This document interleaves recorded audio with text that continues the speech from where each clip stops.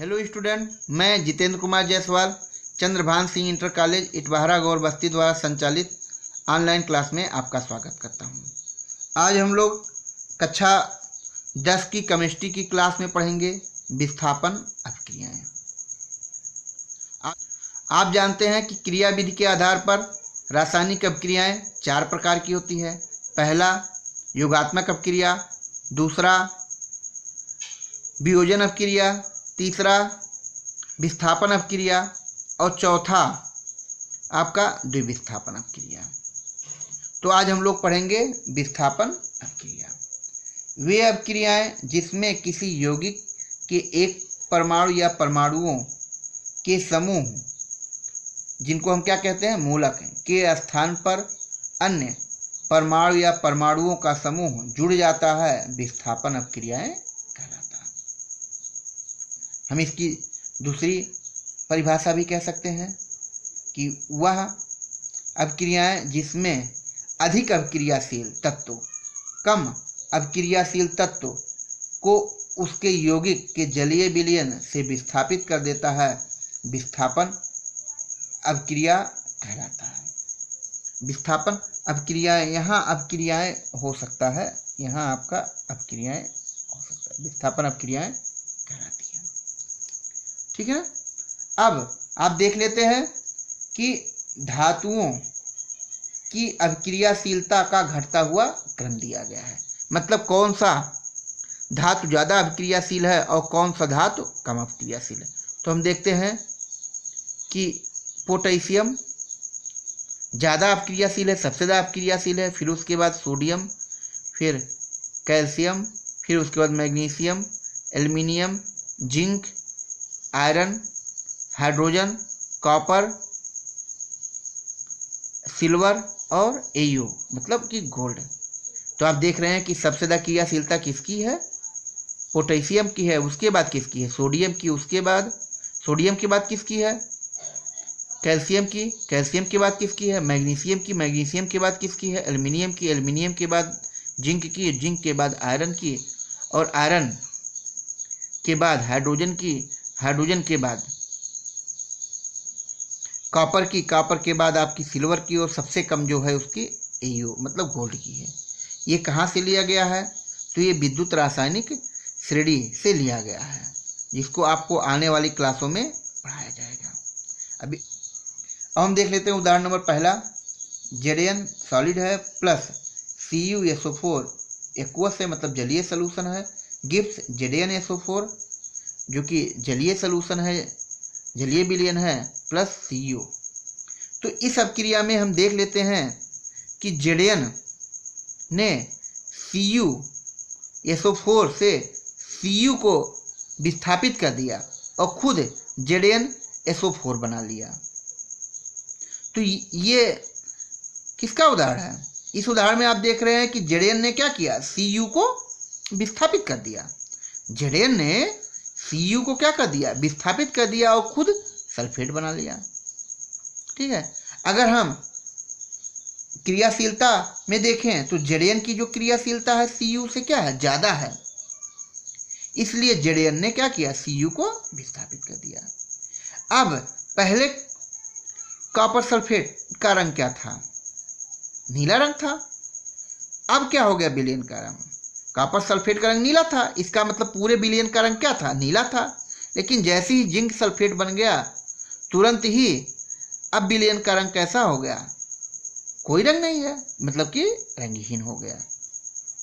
तो हम कह सकते हैं अर्थात कॉपर सल्फेट के जलीय विलयन नीला में जिंक डालने पर विलयन का रंग, जिंक डालने पर विलयन 2 बार विलयन हो गया है, तो एक बार विलयन को काट देते हैं, विलयन रंगहीन हो जाता है।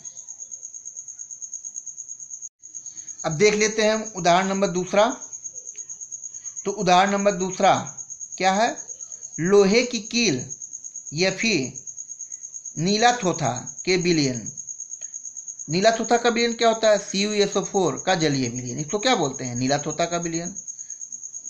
डालने पर विलयन का रंग नीले से हरा हो जाता है। यानी पहले नीला थोथा का विलयन क्या था, नीला था, लेकिन उसमें लोहे की कील डाल दिए, तुरंत विलयन का रंग कैसा हो गया, हरा हो गया। तो देख लेते हैं इसका रासायनिक अभिक्रिया Fe प्लस CuSO4। Fe कैसा है, सॉलिड है, CuSO4 क्या है, जलीय है, इसका रंग कैसा है, नीला है। गिब्स FeSO4 जो कि एक्वस है, मतलब जलीय विलयन है, और प्लस Cu। तो हम देखते हैं कि यहाँ जो Fe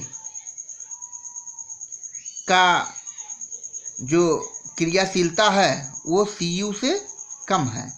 Fe की क्रियाशीलता क्या है, Cu से कम है, इसलिए Fe ने Cu को हटा दिया। यानी Fe ने, हम देखते हैं कि Fe ने क्या किया, Cu को हटा दिया, किससे, उसके सल्फेट से, और खुद उसके साथ सल्फेट बना लिया, खुद उसके साथ सल्फेट बना लिया। तो हम देखते हैं कि अब क्या हो गया, अब ये फेरस सल्फेट हो गया, यानी FeSO4 हो गया। अब इसका रंग क्या हो गया, हरा हो गया। इसका मतलब ये है कि जब हमने CuSO4 के विलयन में आयरन यानी लोहे की कील डाली तो पहले रंग क्या था, नीला था, अब रंग क्या हो गया, हरा हो गया। जब नीला रंग था तो सूत्र क्या था, CuSO4, अब हरा हो गया तो सूत्र क्या हो गया, FeSO4। ठीक है, ऐसा क्यों हुआ, क्योंकि आयरन ज़्यादा क्रियाशील है कॉपर से, इसलिए आयरन ने कॉपर को उसके सल्फेट से विस्थापित कर दिया और खुद उसके साथ यानी खुद सल्फेट बना लिया। तीसरा नंबर देख लेते हैं। Zn का टुकड़ा सल्फ्यूरिक अम्ल में डालने पर हाइड्रोजन गैस विस्थापित हो जाती है। तो आपको बता दें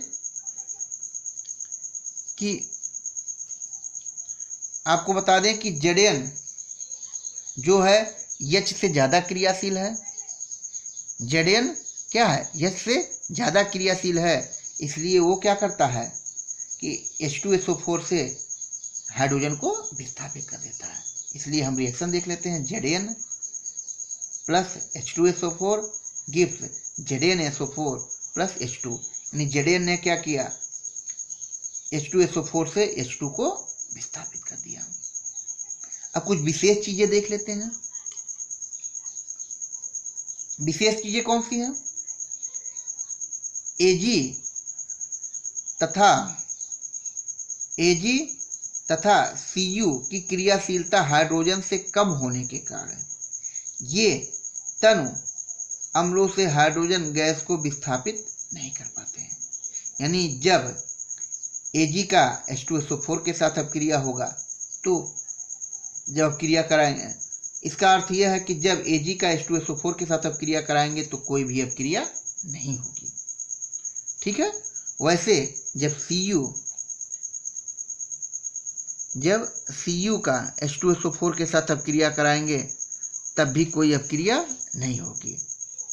इसका अर्थ यह है कि हम देखते हैं कि Ag और Cu की जो क्रियाशीलता है वो H से कम है, इसलिए अब वो रासायनिक अपक्रिया नहीं होगी।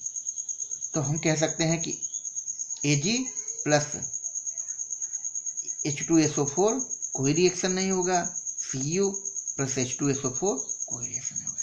तो आशा करते हैं कि ये वीडियो आपको समझ में आया होगा।